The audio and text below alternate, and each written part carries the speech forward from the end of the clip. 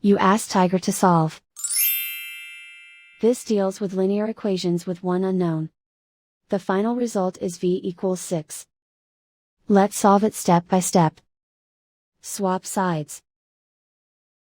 Group all constants on the right side of the equation. Subtract 7 from both sides. Group like terms. Simplify the arithmetic.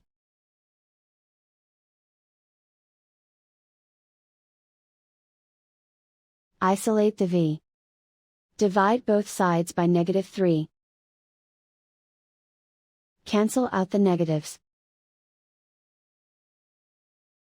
Simplify the fraction. Cancel out the negatives. Find the greatest common factor of the numerator and denominator. Factor out and cancel the greatest common factor. And so the final result is v equals 6.